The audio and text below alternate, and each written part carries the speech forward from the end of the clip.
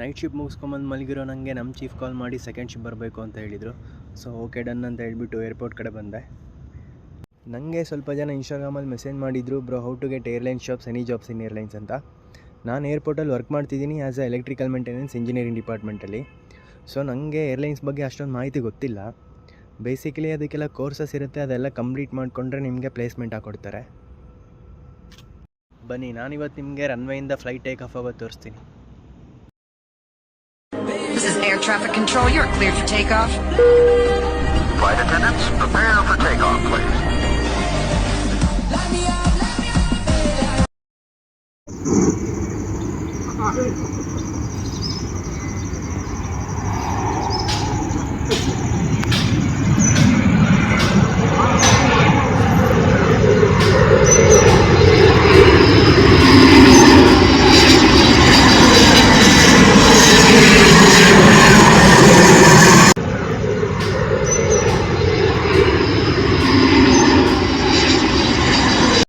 Actually ನಂಗೆ ಇವತ್ತು double shift ಇದೆ.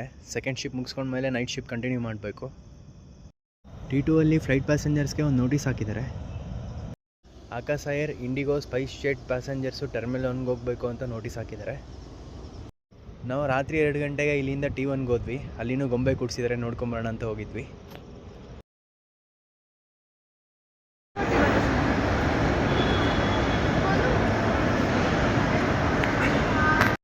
ನನ್ನ ವಿಡಿಯೋ ನೋಡ್ತಿರೋ ಎಲ್ರಿಗೂ thank you so much. Bengaluru airport videos ಮತ್ತು ಅಪ್ಡೇಟ್ಸ್ ಕೊಡೋಕ್ಕೆ ನಾನು ಯಾವಾಗಲೂ ರೆಡಿ ಇರ್ತೀನಿ. ನನ್ನ ಯೂಟ್ಯೂಬ್ ಚಾನಲ್ನ ಯಾರು ಸಬ್ಸ್ಕ್ರೈಬ್ ಮಾಡಿಲ್ಲ, ಸಬ್ಸ್ಕ್ರೈಬ್ ಮಾಡಿ.